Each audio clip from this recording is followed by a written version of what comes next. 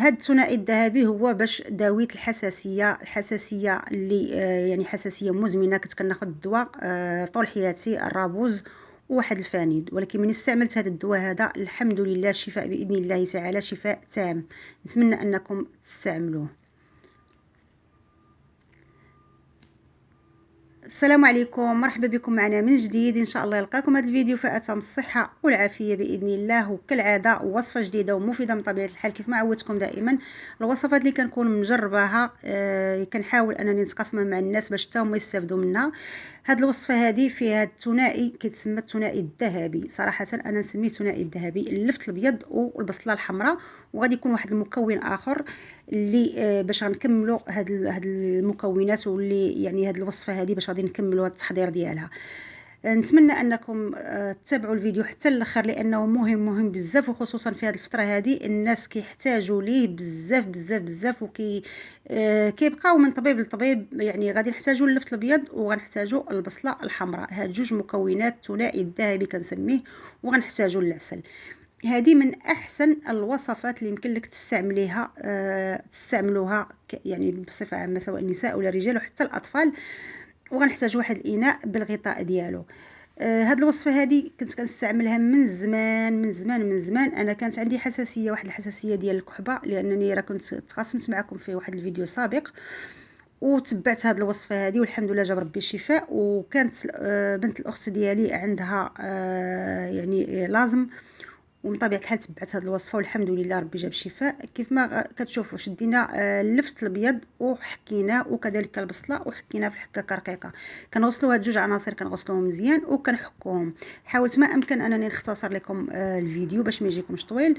ومن طبيعه الحال غادي نحتاجوا العسل. هاد المكونات هذه كيمكن لكم ديروا البصله بوحدها، وكيمكن لكم ديروا اللفت بوحدو، ولكن الا تخلطوا بجوج غادي يعطوا واحد الفعاليه، يعني اللي هي صراحه فعاليه يعني ما يمكنش لكم تندموا عليها، وغيكون شفاء تام باذن الله. غناخذوا البصله الحمراء غادي نحكوها في حكاكه رقيقه، وغادي نضيفوا عليها العسل. يعني الطريقه سهله وبسيطه، اي واحد يمكن ليه يديرها.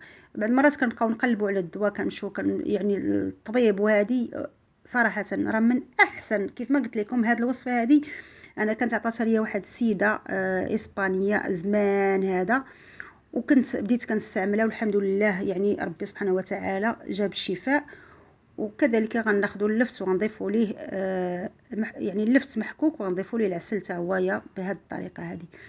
كيف ما قلت لكم هذه من احسن الوصفات اللي يمكن لك تداوي بها الكحبه ديك اللي كتكون مزمنه، سواء خاويه ولا عامره. يمكن لك تداوي بها الحساسيه ديال الانف، ديال العينين، ديال كل شيء. وكيف ما كتشوفوا كنخليوهم حتى كيطلق داك الماء ديال البصله والماء ديال اللفت مع العسل، راه كيولي بحال السيرو، كيولي يعني من احسن شراب واحسن سيرو اونتيبيوتيك طبيعي كتصايبيه بيدك، كتكوني متاكده منه. وغادي نصفيهم من طبيعه الحال، غنصفيهم في الصفايه وغادي نعزلوهم.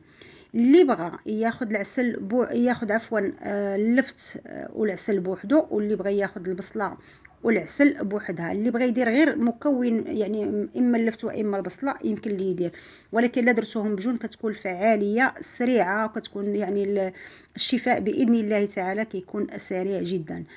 غناخذوا العصير ديال هاد اللفت والعصير كذلك ديال البصله مع العسل من طبيعه الحال، وغادي ندمجوهم بجوج، غادي نخلطوهم بجوج. غنجيب واحد يعني اناء ولا قنينه اللي كتكون كتسد، وغادي نخلطوا هاد الثنائي الذهبي اللي كنسميه ثنائي ذهبي فعلا، لانه صراحه صدقوني راكم لا جربتوه بهذه الطريقه هذه بنفس الطريقه اللي درتها انايا وتبعتوه يعني بالطريقه الصحيحه، كونوا اكيدين راه اي نوع ديال الحساسيه واي نوع ديال البرد، يعني الانسان ملي كيكون مخنوق بالبرد، كيكون صدرو عامر، كيكون اي حاجه، كونوا اكيدين راه غيكون الشفاء باذن الله تعالى. تبعوه غير سيمانه غادي تبان لكم التحسن وغتبان لكم النتيجه.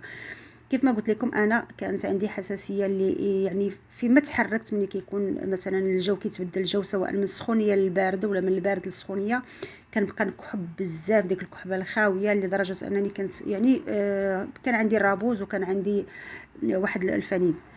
والحمد لله بفضل هاد الدواء هذا الحمد لله تخليت على كل شيء، والحمد لله جاب ربي الشفاء سبحانه وتعالى. كتاخذوا معلقه، كديروا هاد الدواء هذا كيمكن لكم تستعملوه يعني بانتظام. كتاخذوا معلقه كبيره في الصباح قبل الفطور، ومعلقه قبل الغداء، ومعلقه قبل ما تنعسوا.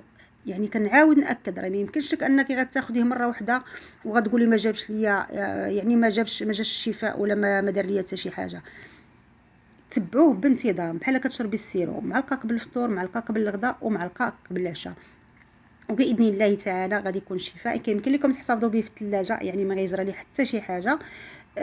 عادي، ما كيخسر ما حتى شي حاجه. هاد الكميه هادي كتصايبوا الكميه اللي كل 3 ايام صايبوا كميه.